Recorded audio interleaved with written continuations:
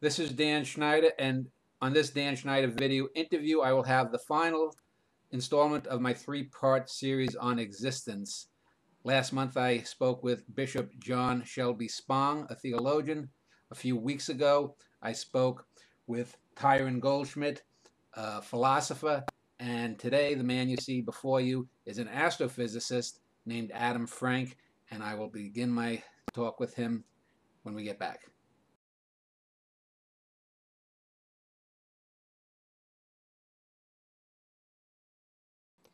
Well, let me kick off this last installment of my series on existence. Adam Frank is the man before you, a physicist and astrophysicist, to be more specific.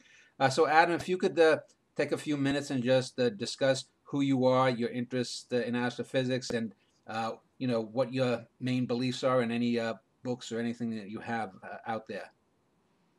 I'm an astrophysicist at the University of Rochester. I also have a strong interest in philosophy of science and intersection between science and culture. So I do a lot of popular writing for National Public Radio and the New York Times. I've written a couple of books, always with an interest on how the questions that science asks how they rise out of general cultural concerns of humanity, general foundational philosophical concerns of humanity.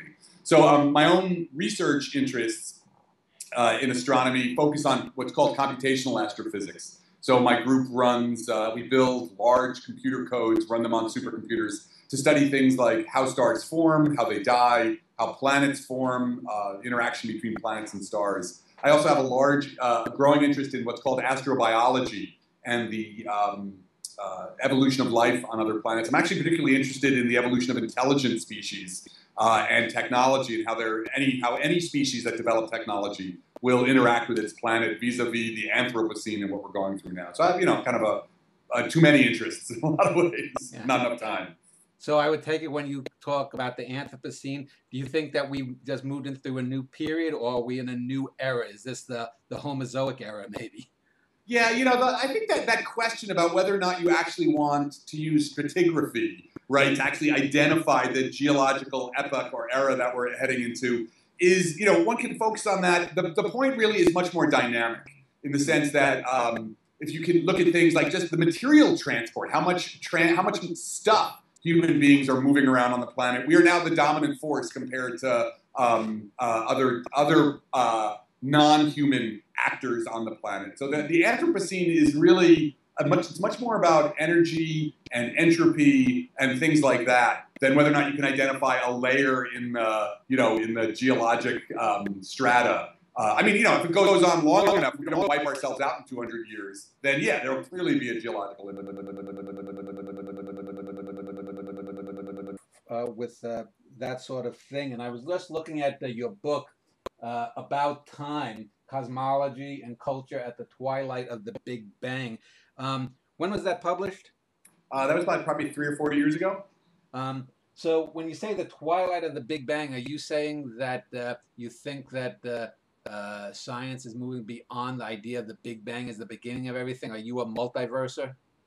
No, actually, I'm not a multiverser. But the idea of that book is that one way or the other, we're now willing to start considering what I call the Wild West of ideas associated with what happened before the Big Bang, or whether you even need a before.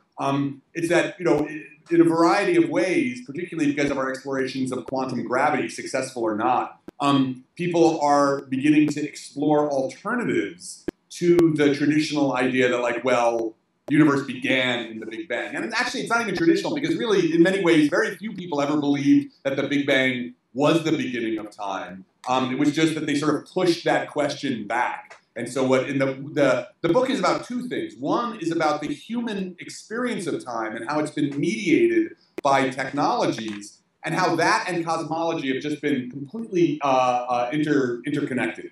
So in ways, whatever your culture's technology for creating time was, for marking it out, breaking up the day, actually shaped the kind of questions you could ask about what you thought the beginning or how cosmic time worked. So, but what's happening now, we're in an interesting moment where we're sort of willing to consider a range of ideas, some of which are very radical, like the multiverse, that ask the question, what happened before t equals 0? So yeah, and this gets to the idea of existence, because I know in my other interviews I was talking about, is existence really equal or equivalent to talking about life? But when you talk about the Big Bang, one of the things that always happens, when people think about it is, well, there had to be something, because it's sort of like the turtles going all the way down, or who made God? It's those kind of things. And so if there was nothing before it, is nothing really something? Because how can one imagine nothing? When we think of nothing, we think of blackness, but it's blackness. That's not nothing. And so right. you have this, you run into sort of this ideational wall, and human beings have a big problem with those kinds of walls. Things like deep time that came with James Hutton a few centuries ago. It was hard to think of even 1,000,000 years ago, much less 1,000,000,000, right. or to go out 1,000,000,000,000 years ago. Other things, deep time and nothingness are these things that are sort of beyond human ken, because they're so far beyond us. So when we talk about existence, are we just limited to the 3 physical dimensions and the temporal 4th? Well, this is what's actually interesting now, is because you point quite rightly to the sort of limitations that human beings have had in thinking about beginnings of time, beginnings of the universe. And Marcelo Gleiser, I think, made a great point when he was looking at the role of mythology. I've also been very interested in mythological descriptions of the beginnings of the universe, and in my first book, I discussed that quite a bit. And what you see there is really, there's only a few options that people have for thinking about this, right? There's only a limited geometry of time. Like, either time is a big circle, so you just get an endlessly recurring oscillating universe. Time has a beginning and then an infinite flow outward, or time is just always infinite. And we really struggle to come up with anything other than that. And one wonders whether or not this is just fundamentally a limit of our imaginations, of sort of how our brains are constructed in a way of describing it. But the interesting thing, of course, about mathematical physics is it allows you to sort of at least attempt to push past the limitations, right? So just even the idea of 4 dimensions, right? If you talk to somebody before 1,000 years ago about a 4th dimension, it would be very difficult to even put into words. But once we started exploring, geometry, and then it started exploring non-Euclidean geometries as well, to start really playing with how dimensions can be curved, how space can be curved, you really started to open up a way of describing and exploring the consequences of things like having more than 3 spatial dimensions in a very concrete way. So I think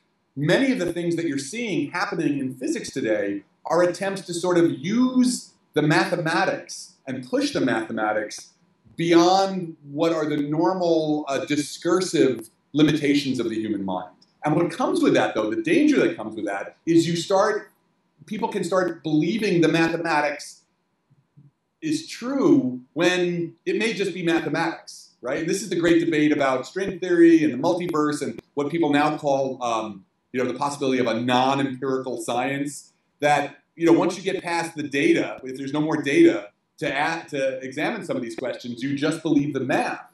And in some sense, the math can be a fantasy, beautiful fantasy, but it doesn't have anything to do with reality. So that's the 2 things you got to hold on to.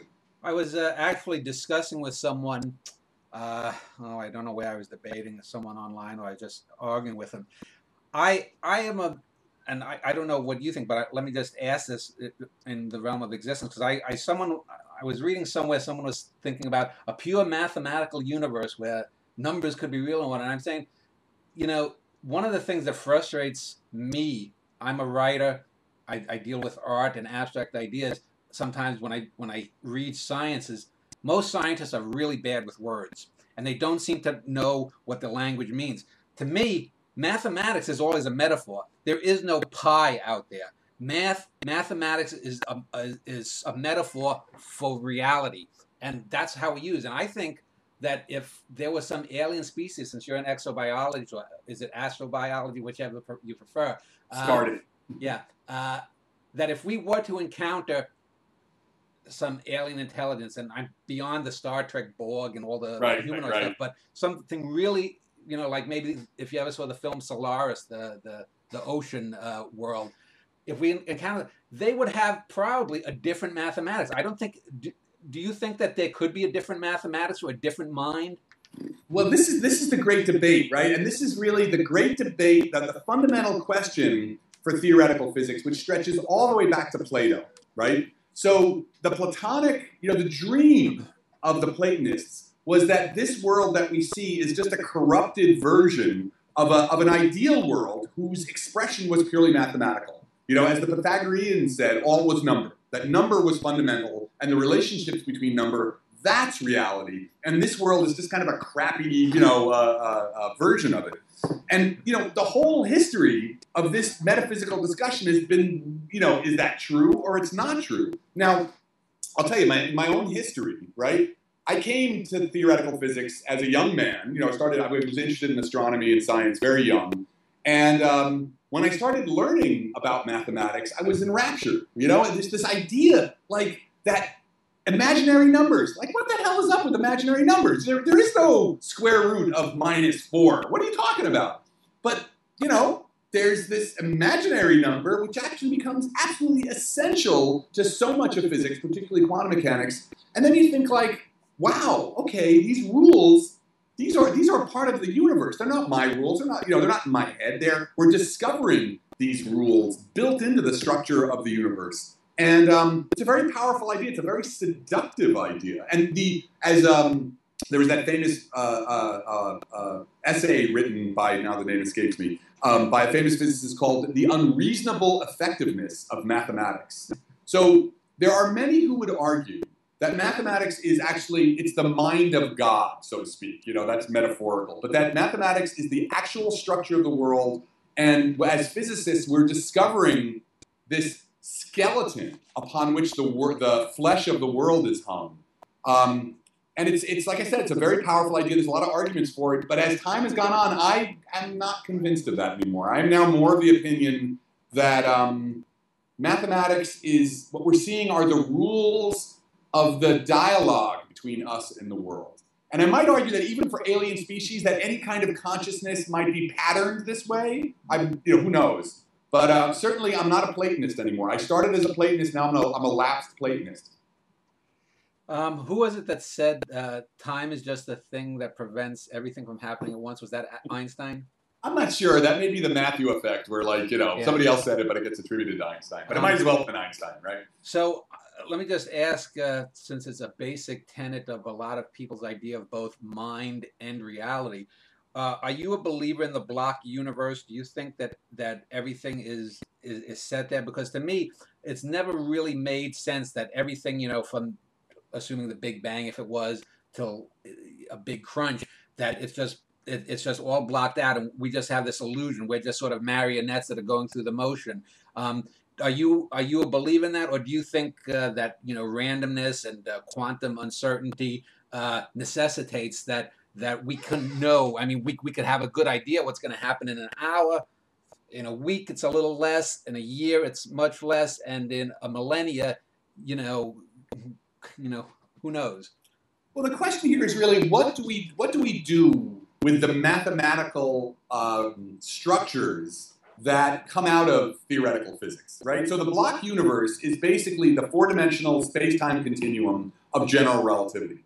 And in that, it makes absolute sense, you know, if you're working within general relativity, it makes absolute sense to consider things as being world lines or world worms, right? That your whole life, from your birth to your death, is a structure in this four-dimensional space-time, and your birth and your death are already there. You know, next Tuesday is already there, because that is the theoretical structure of general relativity. So the question is, well, is that real? Is that real? Should I take that as being real, or is it a convenient calculational tool? And this, you know, this question goes all the way down to things like, well, what about electromagnetism, right? I mean, right now, you and I are talking to each other because electromagnetic waves are at some point flowing through, well, certainly they're flowing through fiber optic cables. Are those real? Are there actually, these mathematical, or is there a physical instantiation of those mathematical rules? So now, again, I want to be careful here, is that I'm a bit heretical in this, right? My views, that's kind of what I do. I've always, in my becoming a lapsed Platonist, I've carved out a space where I'm a little more skeptical probably than the average physicist. So I think that the block universe is exactly that. It's a mathematical creation, enormously powerful. And that power really is going to take a lot of work philosophically to understand where that power comes from. But no, I don't think that is a reality existing out there in and of itself. We're talking about reality, right? So we've got to bring up the Kantian perspective. Can I just interrupt you for 1 second before I get to Kant? When you say power, are you meaning physical power, or are you meaning metaphoric, anthropological power? Metaphorical power. Well, what's really going on, right? I can write down these equations. I can do derivations with them using the laws of mathematics. I get prescriptions that I can go out and make observations with and make predictions. And damn if those aren't true, right? If, all of the amazing technology that's allowing you and I to talk to each other is based on predictions coming out of these mathematical equations. So while I don't hold that, yes, these are the laws built into the universe itself, independent of us, you got to deal with the fact about how freaking powerful they are. So that's really got to be worked out. If you don't want to take the position that the block universe is the actual way the world is, then somehow you got to take into account, well, how does it work so well? Back to Kant, you were making a point about Kant. Yeah, because that's when I was in college, when I was a young man in college, I took philosophy, ran through the usual. I had a philosophy minor, and when we came to Kant, and then the phenomenologists, people like Husserl and Heidegger, that really changed a lot of my thinking, and the recognition that none of us have ever had an experience of the objective world, right? We have this thing called the objective world as part of our philosophical machinery, the world independent of us, the world that's going to be there after we die. It's a very powerful idea, and it's really what science is based on. But the reality is none of us have ever had an experience of that. We're forced to experience every aspect of the world from our perspectives, right? I'm always looking out through my eyes. And that really, when you really consider the reality of that, for me, it forces you to kind of reevaluate what you think is happening in science. So, the Kantian perspective that the thing in itself, as he would say, is unknowable. That we have these categories through which we just experience the world. I think I take that seriously. And I'm really interested in where that leads when it comes to thinking about science. That would be like the brain in the pan or the brain in the vat kind of thing. We could never really know if we're just like, some 1950s schlock horror film and we're hooked up to Electra, or the Matrix to be more modern, the Matrix kind of effect. Yeah, I think that's part of it, right? I mean, I'm not entirely sure that you could take the brain. I think, consciousness, and now we're going to get into mind, right? That's a whole other issue. But I have a feeling that mind is very much embodied. So the idea that, and this goes, we can talk about artificial intelligence and whether or not, but that, consciousness only makes sense embodied in the world. So the idea that you can somehow remove it from the world and have it just be a bunch of electrodes without, I'm not sure that really works. I mean, that's... So, I know. I was talking about that, I believe, in the prior interview with the philosopher. And in a couple of other interviews, I actually mentioned it too, the embodiment effect, that you can only really experience, you can have all the numbers you want, but like the HAL 9000 from 2001, A Space Odyssey, there's no way HAL could really engage the universe because, he has presumably the monitor that he can see, and he can manipulate a little thing, but he couldn't even manipulate the weather thing. Whereas if you have an Android, the Android can feel, and we have Androids now that can pick up a single egg without squashing it. So I know what you're talking about there. Let me just let's end this segment And I want to get back to a little thing about the block universe, because some years ago, maybe about 20 years ago, I remember I might have been arguing with a religious person. I'm always arguing, so I forget all my arguments. But and I remember talking about the idea of free will, and I think there is free will. I think it's rather obvious. I've always thought that most of what human beings do, experience in the world, is real, because we've evolved to. I mean, we evolved to this is a necessary thing. We have to know if the saber-toothed cat is up there, ready to pounce on us. Right. But the idea was that our lives, instead of thinking of ourselves as riding a roller coaster up and down, that we are the person riding the roller coaster. It's that an alternate idea that I've heard from some people, and I think it's interesting, is that we are not the riders on the roller coaster, but we are the roller coaster. Meaning that the Adam Frank is, the whatever it is, the thriller, or at Coney Island, and that just like in the old movie It's a Wonderful Life, we are that consciousness or whatnot is there, and anyone can experience the Adam Frank. There may be another consciousness experiencing Adam Frank when he was 17 and he had his first girlfriend, or when you were 6 years old and you skinned your knee playing baseball the first time. And I found that an interesting thing, because it a lot of people talk about the universe, or here on Earth, the Gaia hypothesis, or that the universe is somehow a living thing as well. And I was just wondering, I mean, this is again getting away from you as the physicist, but in your own, just as Adam Frank, a person, what are your own thoughts about things like that? In terms of, if you, I would say you're probably not religious, but if you were religious, or if you have your own philosophical view, what is your own personal view on something of that nature? Well, I think that I am sort of rather famously on the books as being agnostic about the realm, about consciousness, about sort of what consciousness is. In particular, I've gotten into arguments with people about like what happens at death, right? And it's not like, I'm definitely not a believer in a soul that sort of transmutes, whatever. But just the idea of like, what is awareness? Where does awareness rest? And my, the biggest part of my agnosticism comes from the fact that like nobody knows, right? Until you die, then you'll find out. But having strong positions about the nature of consciousness, especially after death, is just a little ridiculous, because there's no data. Nobody knows. Nobody's been there and come back and reported one way or the other. So it just sort of seems a little silly to take super strident positions. But I do, I think, I've done my thinking about the nature of mind.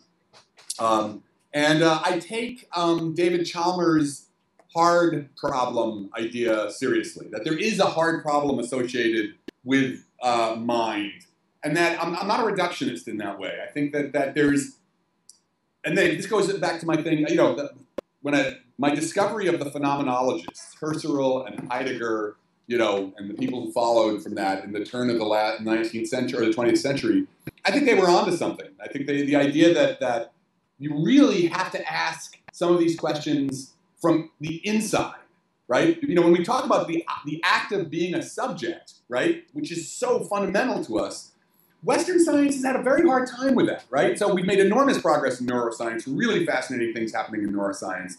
But you can attach electrodes to my head all day long and watch me eat an apple and see which parts of my brain light up, but that's not going to tell you anything about my experience of eating the apple, my interior experience. The qualia.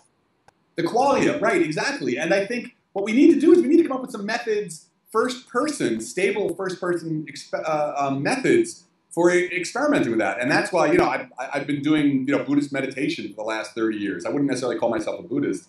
But contemplative practice is a really good idea. If you want to investigate consciousness, the one you have access to, is yours. The first person access. And so, I think there's stuff in there to be learned. Again, I don't necessarily. It would be absolutely fine with me if the consciousness was just mental, neural activity, and when you die, end of story. That's entirely possible. But there's still a long way to go in understanding.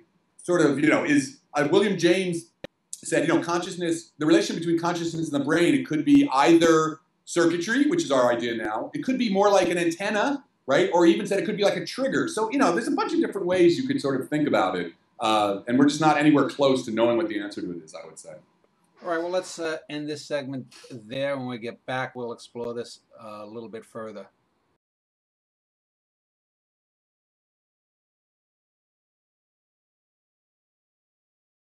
Back with Adam Frank, and we're going to continue our discussion on existence. In your closing monologue there, it came to me, and I was wondering, is existence itself sort of a bit of immortality? And by that I mean, even if whether you believe in the block universe or not, we tend to have the idea that things that occur once they reach the past are somehow frozen. This is the idea of time traveling back to see dinosaurs, the famous Ray Bradbury story about stepping on something. But when I think if I've lived, at this point in time, I'm always getting married. At that point in time, I'm always playing a baseball game. When I'm 30 years old, I'm working at this job. I'll always be working at that job. I'll always be on, Wednesday 16th, 1983, doing whatever I was doing at that. Do you think that that is a correct way to look at it? Do you think that time sort of does freeze things in the past? And I don't want to get off on like the sci-fi thing of traveling back in time, but do you think that at a fundamental root, that given all the things that could exist and the meager amount that seems to exist, if it's not infinite, that if you exist, you are always there? When I'm saying that it's right. Yeah. The question is whether or not you're a presentist or not, right? So, there's the philosophical position that only the present exists, or this idea that the past somehow, what is past is still, carries its traces of existence. There's a very interesting debate in the fundamental physics community now about the role of time in our equations, right? So time occurs in the different in the equations of physics in different ways. So in relativity, in GR, it becomes a dimension. It becomes part of the manifold, the space-time manifold. In quantum mechanics, it's just kind of sitting there as a parameter. So, there's been, and since, one of the great problems of theoretical physics right now is to merge quantum mechanics and relativity. There's been one move in theoretical physics is to consider time to be emergent, that time is not fundamental, that somehow time, you had some timeless, or, that's not even maybe the word. And this is part of the problem, is how do we even speak about time if there's no time? But one of the problems, so one of the ideas is that there's some, there is the ground, the foundational ground of existence has no time in it. And time was something that emerged dynamically out of the interactions of the early universe. When we say, and again, even early, what does that mean? Yeah. So, but now, and that has led us into certain quandaries, right? In the multiverse, in some sense, you could say the multiverse emerges out of the need to sort of see time in a particular way. So, but then there's recently, Lee Smolin has been pushing for the idea that no, we have to take time seriously.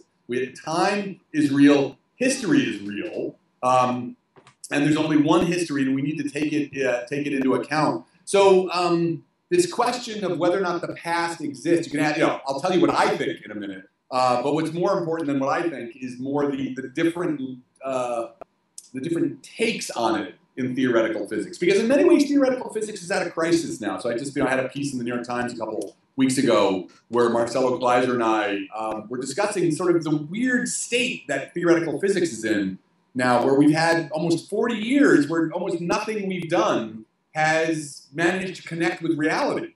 And it's not clear what the next moves are. So the Large Hadron Collider just turned on again. And if it discovers what's called supersymmetry, that's going to be great. And that's going to take us, maybe that may lead to a renewed emphasis on things like string theory and its attempts to merge space and time. But if it doesn't, and it's already eliminated some of the best options for what's called supersymmetry, then we're kind of in a weird position. And so we may need to look much more carefully at how we think about time. So, all right, so that's a theoretical physics background, and I can, we can talk about it more in a minute. For myself, I would consider myself a presentist, and I think this goes back to what I was saying before. All experience is grounded in time, is grounded in the now, in the emerging now. And I think that the past only exists for us in the way in which we remember it. I have to call the past into mind. I have to call my 6-year-old self into mind, or it's not there. So there is no 6-year-old self, And what's also very interesting is the way psychologically, your 6-year-old, you are who you are based on what you remember, right? If you're an angry person, it's because you have a lot of angry memories. When I was 6 years old, my dad took my, my favorite, Hot Wheels car from me. A philosopher named Mark Rowlands that I interviewed, a written interview, calls it the river of cells. The idea that like after every 4.5 to 7 years, depending on who you speak, every atom in our body is totally replaced. So as we're constantly shedding these little bits of ourselves, it's like a river. And I contain some of the water from the past, but it's all flowing towards something. But as you keep moving, you keep changing. So he calls it the river of cells.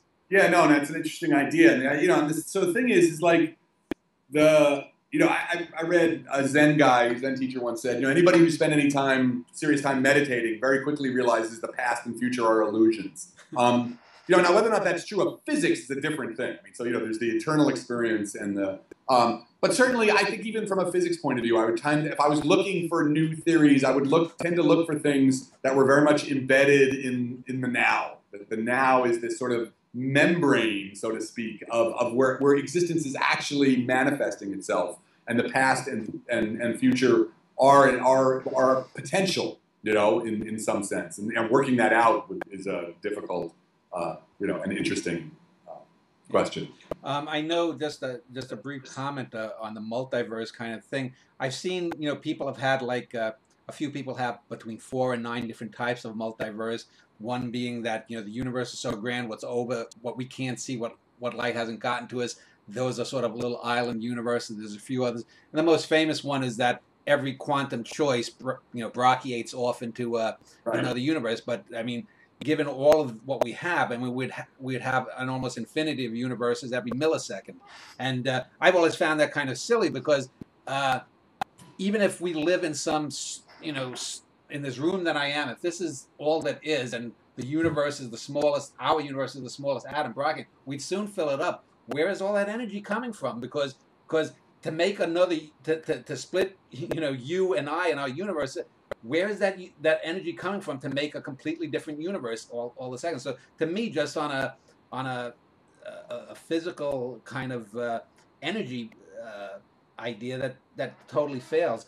But I want to get back to your idea about emergent time, because the two things that for a layman like myself, that the word emergent is linked with is first the emergent life, that life, there's a lot of biochemical processes that happen on the Earth or possibly elsewhere, and that life just sort of emerged as a self-sustaining biochemical process, and it went from there.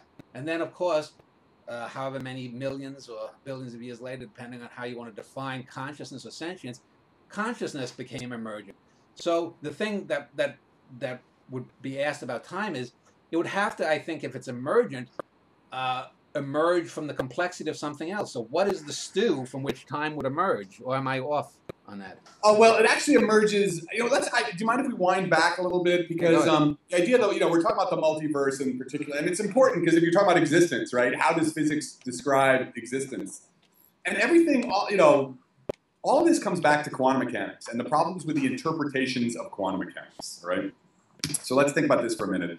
100 years ago, physicists discovered that the atomic world, which you don't get a direct view of, you only get a view from setting up experiments and looking at dials moving back and forth, that the atomic world had a very different set of rules than the classical world, the world that we're used to, the world that we directly experience.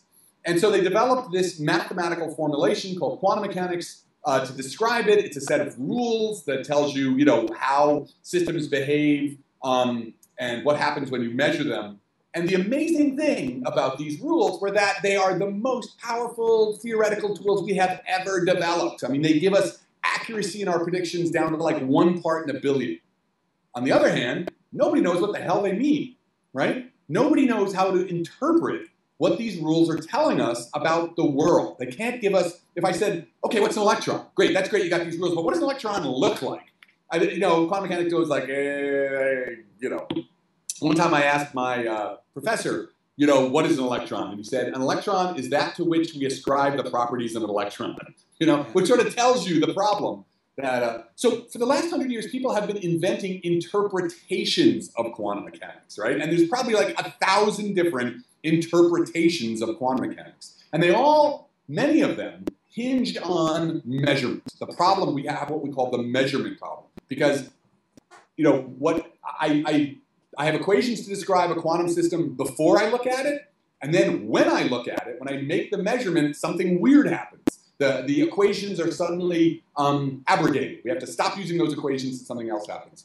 So there's been like a range of interpretations, and the many worlds interpretation that you're talking about is one of them. And it says that every time I make I make a measurement, the universe splits off into all the different possibilities that measurement might have had. And that sounds weird to you. It should sound weird. That shows you how much trouble we're having interpreting quantum mechanics. The Copenhagen interpretation says reality places, and they're all potential. And so, the famous Schrodinger's cat example is that inside the box, the cat is dead and it's alive. And you're like, well, that can't be. Those are opposites. You can't be dead and alive at the same time. So every interpretation of quantum mechanics comes up with some kind of mental gymnastics, some kind of mental yoga, especially in terms of what it does metaphysically to the world, to try and deal with those consequences. So when it comes to existence, and when it comes to, for me also, mind, until we really understand what matter is, until we have an interpretation that's been validated experimentally, we're kind of on a really interesting, shaky ground. Yeah, it reminds me, it seems very similar to what writers and people who deal with language talk about the failure of language, because all language is ultimately circular. And so if I say, oh, look at that red apple over there, and I parse down the sentence, even if I just say red apple, well, okay, what is red? Putting aside even the qualia issue that was mentioned before, and what is an apple? Well, red is a color that is like most apples, or like a stop sign, and an apple is a fruit that is of the so-and-so family. But well, what is a fruit, and what is the so-and-so family? And so you get that, and so that's what's called the failure of language. Now that theoretical idea that all language would fail, using that sort of like all the dominoes going back in an endless circle, knocking each other down, Noam Chomsky came up with the idea that as we've evolved, emergent, that the mind, we sort of just know these kinds of things, that it's hardwired into us through millions of years of evolution, and so that's why language doesn't fail, because we can look at an apple as a child. The first time we ever see an apple, we can smell it, we can bite it, we can see it, and we know apple. Apple is that thing, and we don't even think of it as that the word is a metaphor or right. Something equivalent. So is there something, do you think, that on a deeper level than even language, that there is sort of this Chomskyan built-in thing, whether it's into sentience or into something else in the universe, that makes perhaps meaning, if you want to talk about it, or the meaning of existence, or existence, something possible, that like the failure of language being seemingly abnegated by Chomsky's ideas and discoveries, which have now been generally accepted. Do you think there's the Chomskyan idea for existence itself, why there's something rather than nothing? Do you know what I'm saying? Well, I think that I'm not up on. I haven't read Chomsky very much, so I wouldn't want to comment on that. But the question about whether or not, so really what you're talking about here is the emergence of self-consciousness. What happened in that, the Big Bang of consciousness that they talk about 70,000 years ago, when we suddenly started symbolically representing ourselves in the world?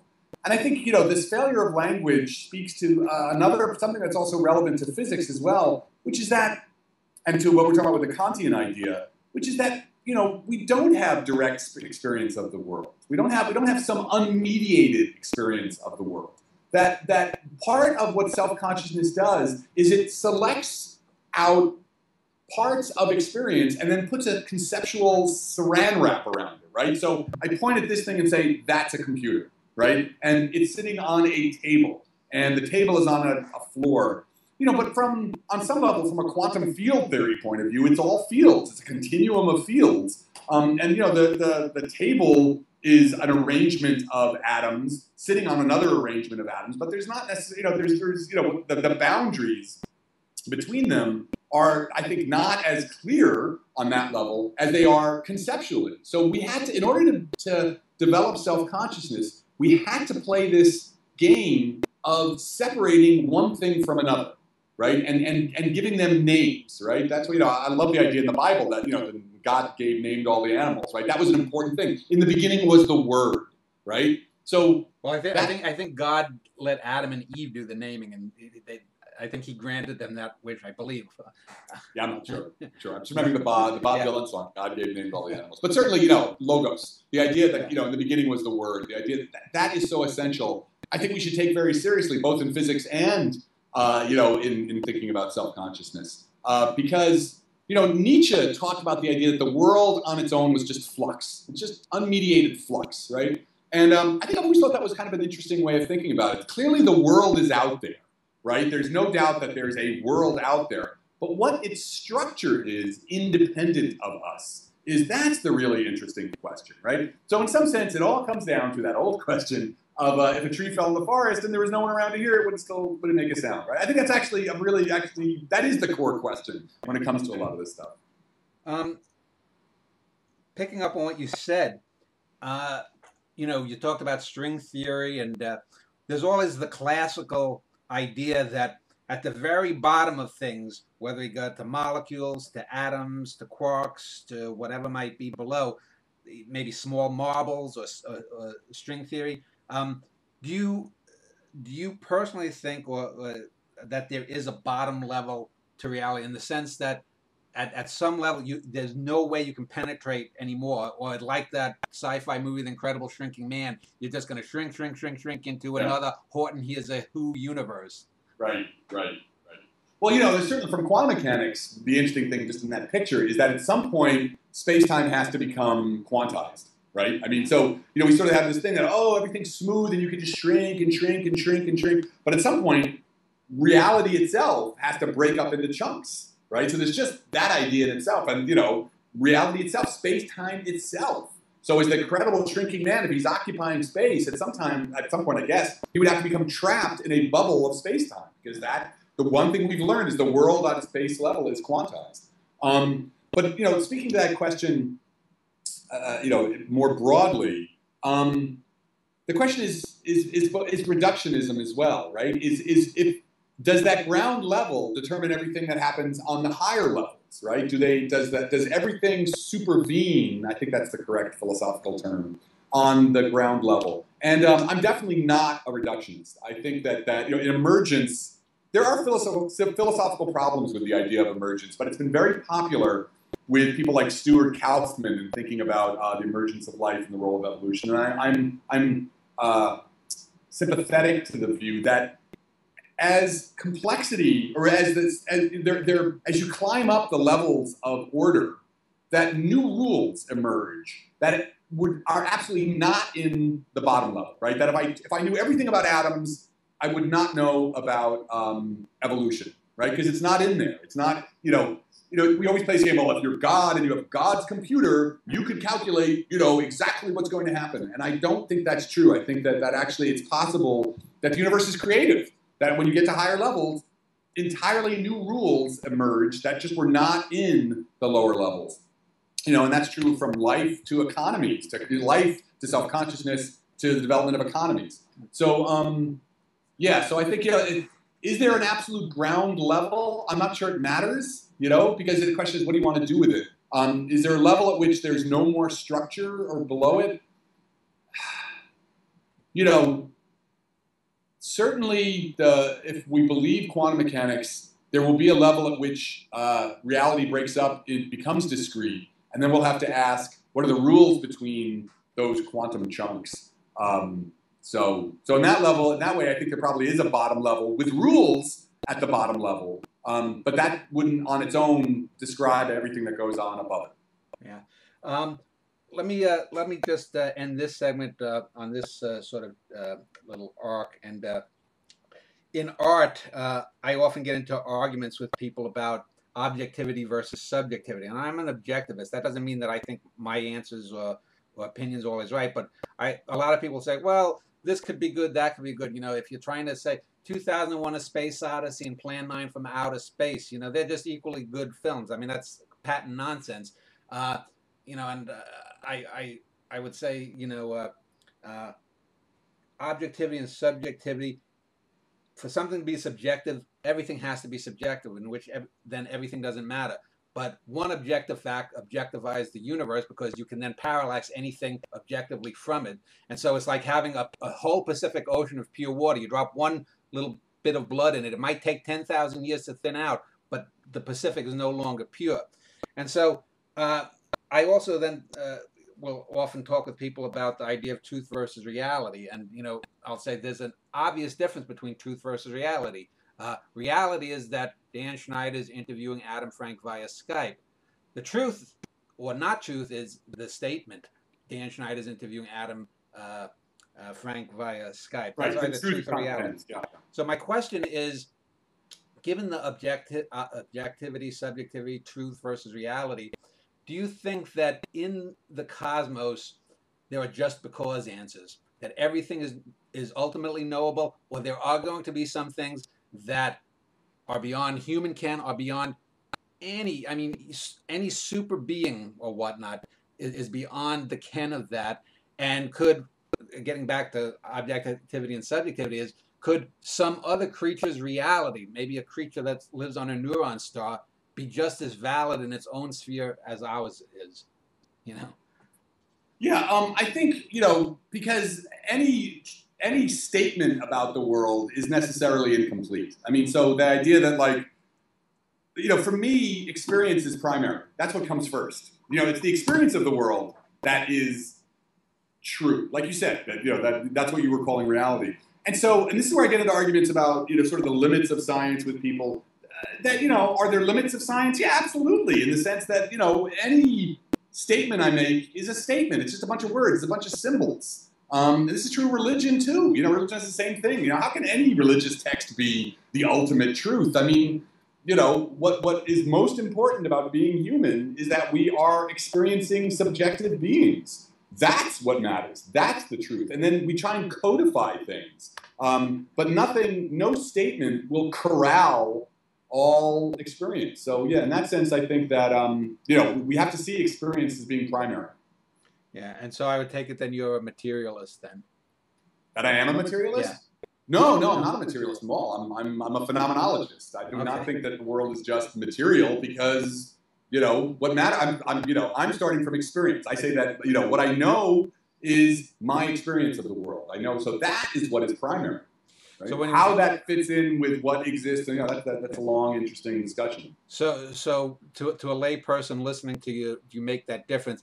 You're not necessarily then a believer that all things are reducible to that, like, ultimate little marble. You are more of the view of that there are relationships, perceptions that cross weave, and that is when you talk about phenomena. Or if you could explain that to, you know, for our lay. You know, I'm a radical agnostic and all. You know, I'm a scientist. I think the idea when it comes to these ultimate questions of taking hard positions is ridiculous, right? You know, I mean, you know, taking a hard position, a strident position about how stars form, great, do that, you know? But taking a strident position about the fundamental nature of reality and mind is like, why would you want to do that? First of all, it's no fun because nobody knows, and it's, you know, it's the beauty of being alive is this weird thing we're a part of. So, you know, take a strident position and say, I am this or I am that, is sort of,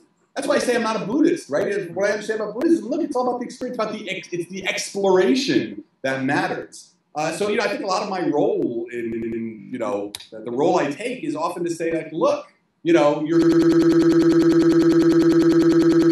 humanity is certainty. The idea that you're taking a position where you have absolute certainty about something makes very little sense, especially when it comes to ultimate questions, right? So I do not believe the materialist position that all there is matter. That's it. And everything emerges out of matter. I don't take that position, A, because of quantum mechanics, because then now explain to me really what matter is, right? In lieu of having a validated interpretation of quantum mechanics, I don't know what an electron is. So it makes no little sense to be a materialist. You can then say, well, are you a physicalist, right? Do you believe that all that exists in the world is physical? Well, then you got to define what physical means. But even there, I'm going to be a little agnostic about it because I'm, again, this idea of the observer, of subjectivity. I take subjectivity seriously. So it may be that there, as some people have suggested, maybe you need a consciousness particle. That's very crude to put it that way. But, until I really know what consciousness is, I'm not going to say, oh, consciousness has no role whatsoever, no fundamental role in the universe. So, so that's why I'm saying I'm a radical agnostic. Yeah, it's interesting because, in the last century, we've gone from thinking that only mankind was blessed with consciousness to now acknowledging great apes and then whales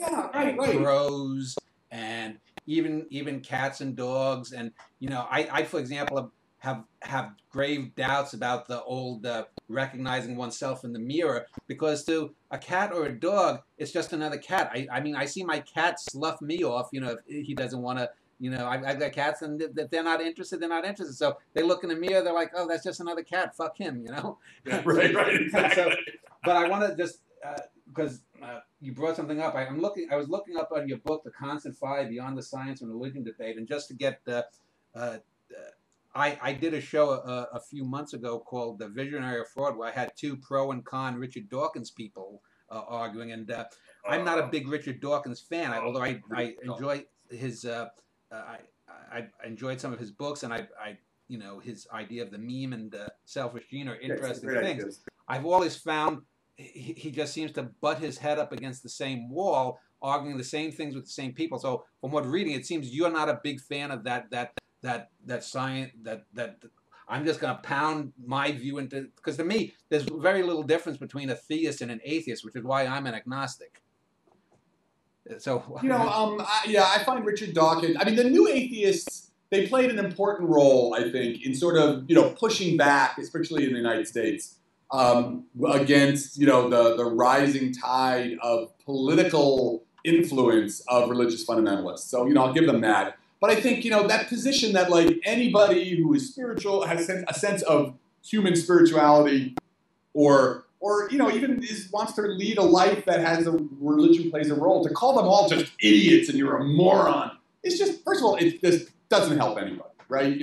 And it basically just plays to the audience. It plays to, the too highly polarized audience, sucks all the air out of the room, and leaves out the really interesting conversations that can happen between people who sort of interpret the world or interpret their experience in terms of, however you want to broadly describe it. In terms, in that book, I really focused on the word sacredness, because it's not sacredness is actually connected with Roman temple architecture and has nothing to do with any particular religion at its root. But there are people who want to interpret the depth of their experience through that, and they love science. They think science is very cool, and they're willing to to engage with it. So to say anybody who does that and also has some spiritual sensibilities or religion is an idiot, like, what's the use of that? So Dawkins' approach I don't find very useful. All right, on that note, we'll end this segment, and when we get back, we'll continue the conversation with Adam Frank.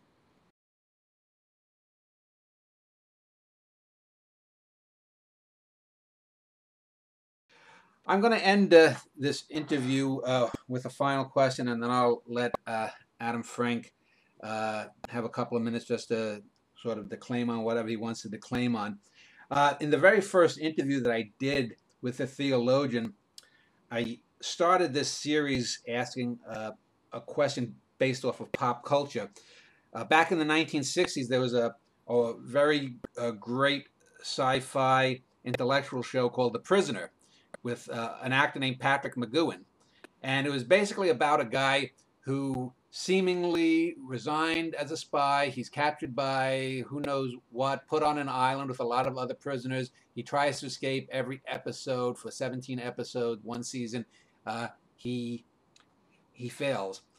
There's one particular episode called The General, and in that it had a typically 1960s room-sized computer, sort of like the Colossus, the Forbin project kind of thing. And the computer could answer any question. It was revolutionized how children were taught in England and beyond, blah, blah, blah. Village. Number 2, who is the great nemesis, is spouting off to number 6, played by Patrick McGowan, and saying, this will revolutionize the world. It can answer any question, blah, blah. And at the end, when it's revealed what the General is, this giant room-sized computer, McGowan, as number 6, goes to the keyboard or whatever and just 1, 2, 3. He types in a letter, and the computer, it starts fritzing, overloading, whatever, is on fire. And number 2's in a panic. Said, "What did you do? What did you say? What did you ask it?" And he goes, "WHY," which is ultimately the question of existence to me. Is there an answer to even that kind of a question? Why something rather than nothing? Why anything? I think that question does not have an answer. I mean that there's the brute facts of existence, and I could say it's all love. It's all love. Yeah. That's why. Your cat. Talk to your cat. Your cat will tell you. Your cat says, "Look, pet me." Okay, that's the reason for existence. Yeah, I just don't think that is the why question. And I think about that all the time. Like, who ordered this? Whose idea was this? Especially when you look at, with human life, all the suffering that goes on that we have to deal with. Even, in the midst of, the wealth that most of us, or many of us have in America, we still all suffer. So it's like, I really think that the universe, that's one of the great discoveries of science, is that the universe could care less. I mean, there's meaning. We bring meaning into the universe, right? And I think that's actually an important thing. I don't think the meaning we bring into the universe is trivial. But on the other hand, the universe itself could care less. And that's a beautiful thing, right? There's the brute fact of this existence, and it plays out. And I think, we can invent mythologies for it, but in the long run, it is the great mystery, the great unanswerable mystery. Yeah, I've often said that to other people too. I've said the only thing that I pretty much am certain of is that if there is a secret or a meaning to life, it's that every individual can bring meaning. That's the ultimate power that we have. I mean, we can't, maybe at some point we could become immortal beings or something. I don't think it's going to happen in the next 20 or 30 years like a Ray Kurzweil thinks. Yeah. But we bring meaning. I mean, it may be small meaning in some instances. In other ones, it might be Einsteinian big meaning. Even if everything he believes got overturned, it still helped bring forth that overturning. But that's my opinion. So let's wrap up this interview. If you just want to take a couple of minutes and just, if you want to state anything about any of your beliefs, or if you have anything coming up, with any books or anything else that you want to talk about. Well, okay, so let's talk about something about meaning and about something that's completely different. So I told we started the interview and I told you I'm starting to do this work about the what I call the astrobiology of the Anthropocene, right? So I'm just working on a paper now where I'm trying to calculate the minimum probability below which we are absolutely alone in the universe. We are fundamentally, there has never been another sentient species in the history of the universe. And I think I can do that. It's actually pretty simple. But most likely, and that number turns out to be something like 10 to the minus 21, right? So if you believe that the probability for evolving an intelligent technological species is greater than 10 to the minus 21, then this has happened before, right? Using something like the Drake equation. Yeah, exactly. We modified the Drake equation. We have what we call the A form, the archaeological form of the Drake equation. And so, even if you're very pessimistic and you think that, oh, the universe, you need a billion planets you have to go through before you get one that gets intelligence. That still means that's, 10 to the minus 1 times 10 to the minus 9, that's 10 to the 12. That's still, a trillion, it's a trillion times this has happened before. A trillion, if you think life once every billion planets, you get a species that evolves all the way up to our point. That means it has happened, a trillion times in the history of the universe. And in that sense, meaning may actually be important, right? Meaning may have been, every time one of these species pops up and begins looking at the universe and asking questions of it and developing, its artifacts, its symbolic representations of itself, that really may actually, and then, actually manipulating the world, right? So I love science fiction. I read a lot of science fiction. So, Dyson spheres and, who knows? Like, who knows how far it goes? But I think that intelligence and technological intelligence, tool-making intelligence and the symbolic representation that requires may actually play a larger role in the universe than, maybe we thought about before. So, I don't know. I'm not really sure what to do with that. But I find it startling to think about how many times this may have happened and what each instance of it may imply. Just if I were to ask you to make a bet and say, just give me a percentage of the chance of probability, do you think that in the next 100 years we will find life in the universe, at least in our solar system, on one of the moons of Saturn or Pluto or wherever? Well, actually, I think even better, forgetting about our solar system, the atmospheric characterization of exoplanets means that in the next 100 years, 200 years, we're going to be able to really do a good job of understanding what's going on in all these planets, at least, in terms of chemical disequilibrium. So I think, yes, within the next 100 years or so, we'll have evidence that there's life, there's other biospheres. And again, with our own solar system, there's some really interesting things going on there, but I'm even more interested in the terrestrial exoplanets and the Earths and super Earths that we're discovering. I think that's going to be the place we're going to find some pretty interesting evidence. All right. Well, I want to thank you, Adam Frank, and that is the wrap-up of the third of my 3 shows on existence with a theologian, a philosopher, and a physicist. Next week, I'll be switching gears. I'll be talking about history. And it may be a show on several historians, or it may be one just on Oswald Spengler. But regardless, that should be interesting as well. So thank you, Adam. Take care.